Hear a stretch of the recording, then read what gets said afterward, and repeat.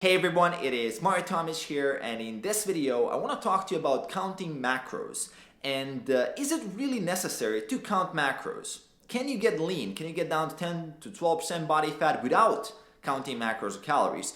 And not only is this a very famous question, but it's something that a lot of guys, when you first start learning about MyFitnessPal, when you start getting into nutrition, it's something people gravitate to. And actually there's a lot of nonsense out there saying that this is the only way to get down to 10% body fat.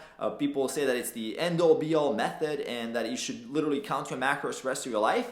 And I want to give you guys a bit of a more balanced approach here that is more science-based and actually based on my experience as a coach. I've been running my coaching company for 5 years now. We worked with 400 plus guys. We actually do incorporate this into the program as well at some point. So there's a balanced pros and cons way that I want to share with you guys here, because I think it's important to put things in the right context so you guys can apply it and actually learn more about the whole thing. So is that really necessary? Well, nothing is necessary, right? When you want to get down to 10 to 12% body fat, of course, if you're in a calorie deficit, if you're hitting your protein, if you're eating relatively healthy food, and you kind of randomly stumble upon the right amounts naturally and you're just eyeballing it and you start losing fat over time and you get to the goal, you can do that without any kind of tracking.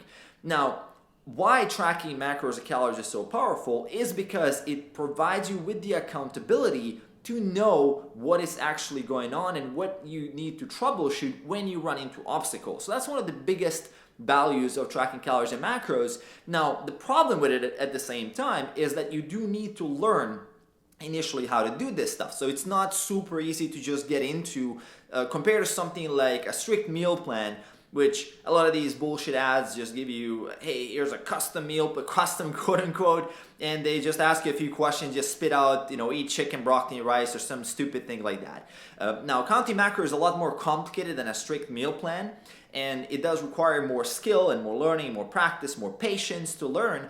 But at the same time, while that's a sort of a con for this, a pro would be that you will learn a ton about food in general. So you learn how to actually view the food as like Neo in the Matrix. You literally know exactly what the composition of food is. So you won't fall for any kind of nonsense when you eat out, when you just eat whatever. And you're not easily fooled by the food marketing, the food industry trying to shove stuff down your throat that is not very healthy. And you kind of know your ratios and you know your target. So that's very, very powerful. And the other side of it that I really like about tracking is the whole cause and effect idea. So you really know, okay, this is what I'm doing now. It's completely measurable. This is the cause and this is the effect that I'm getting. So it's very easy for you to see how A leads to Z, and it's like a straightforward process that you can customize and adjust over time.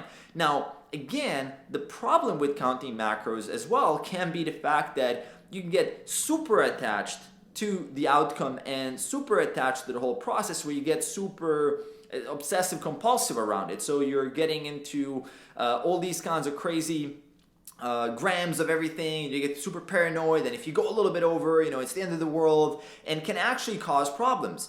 And again, everything has some pros and cons. Another con that you could look at from tracking calories and macros is that a lot of people will eventually kind of take it too far, and they're going to start neglecting diet quality because they're just going to go too crazy. And I can eat whatever I want and still lose fat. I don't have to do any diet quality stuff. I don't have to eat my vegetables. I don't have to eat my fruits and all the other stuff. And of course, they go into the direction of something like the Twinkie diet, like the Twinkie professor who just ate Twinkies, Oreos, and other crap to lose. He lost, I think, about 27 pounds or so in a couple of months, which is great. But again, diet quality is super important for health and just your enjoyability, sustainability, and everything else. So I would say that as far as the cons go, if you just take it too far, if you take the idea to a point where you just go crazy, it's not gonna be something that's gonna work for you long term. But on the other hand, the learning process that you're gonna learn from tracking, you're gonna actually have a pretty good idea of how to balance out your nutrients, how to actually shift macros throughout the day, how to push certain foods. You're going to know how to eyeball everything, and eventually you can actually move away from tracking after you've done a while of tracking. I personally haven't measured anything on a scale for close to about 3 years at this point, and I'm going really fine with that. I mean, most of my time I'm between somewhere between 10-12% body fat, maintaining a physique easily while eyeballing, eating out, traveling, doing all these things. And the reason why I can do that so effectively is because I've spent years doing the tracking side of things. Now, you don't have to spend years. I was experimenting a lot. I was doing all kinds of stuff. In my program now with my clients, we don't spend nearly as much time as that on tracking, but we use it as a tool to teach nutrition. And I think that's one of the biggest value points here. It's such a long-term skill, and it's such a nice skill to have, because long-term, again, you have such a great idea about what you're eating. You know exactly what foods you need to eat, and it just, again, makes you immune to all the nonsense and the bullshit out there. You know, people trying to shove different stuff down your throat, like this, super awesome cupcake is organic, gluten-free, and has all the great like green signals on there. It's whatever health benefits, and you look at the back, you look at the label, and you see it's literally just a bunch of sugar and fat. So now, knowing macros and calories, okay, this 500 calorie green and awesome looking healthy thing is actually not that healthy, and you realize some things that you didn't know before. And I think that's the biggest value point of macro tracking or not. Now, do you need to actually track to get down 10% body fat? And I think you do need to do that if you have the experience. If you, what they call, know your body, which is really that you have enough reference experiences with food and that you're tracking at least your body weight, so you know that it's going down and eventually you're going to reach that 10% body fat. If you know roughly that you're getting your protein, you don't need to rigorously track. I am a big fan of tracking in most cases, especially when someone is just starting out, because you don't really find that people know exact portion sizes, and portion sizes can actually be very tricky. Like, most people don't realize how many calories are in certain foods until they start tracking. So I do recommend including some of tracking, at least initially, so you learn that a slice of pizza is this many calories if you want to eat it. You learn that a handful of nuts is actually much more calories than you thought.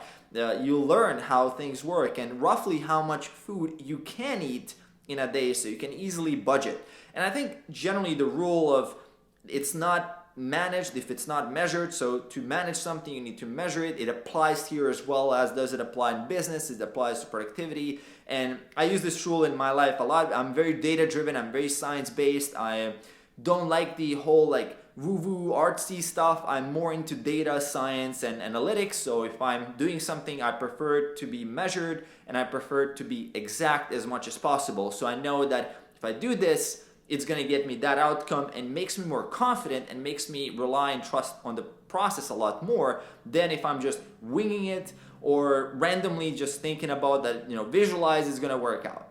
I'm not really into that kind of woo-woo stuff. I'm more into data and science.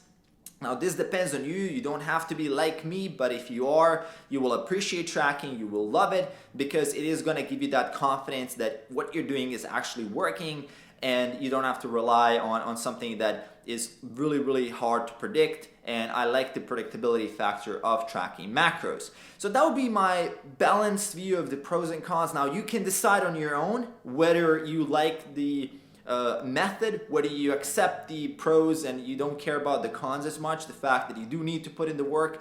And I wouldn't say tracking macros for everybody. If people really don't want to learn, because there is a subset of the population that doesn't care about learning, it's just not me, and I'm sure you guys as well, like here watching the videos and you guys educating yourself, you love learning, but there's actually a big part of the population that they don't care. They would just basically do whatever and just kind of give me the fish and I'll just eat it, and I don't want to learn how to fish. That's totally cool. I respect that. I think a more long-term solution is to actually educate yourself and build skills, how to actually automate this thing and eventually turn those skills so inward and so unconscious that you can just literally manage it without any extra energy. So that's my approach. That's what I do in my programs. That's what I do with my clients, is build long-term sustainable skills that you can use at any time. And I think learning portion sizes and macros and food, it is really one of those things that will serve you for a lifetime. So that's my reason for it. I would love to hear from you actually. So let me know in the comments as well if you track macros at the moment or if you tracked macros in the past. Let me know your experience. I'd love to hear from you guys as well, to hear what you guys are doing on your end. Other than that, hope you guys enjoyed the video. Make sure to hit like if you enjoyed the video. If you didn't enjoy the video, if you don't like it for some reason, make sure to hit dislike as well. Feedback is appreciated. Other than that, subscribe to the channel if you already subscribed. Make sure to enable notifications by hitting the bell icon there on YouTube. And I will see you guys in the next video. Cheers.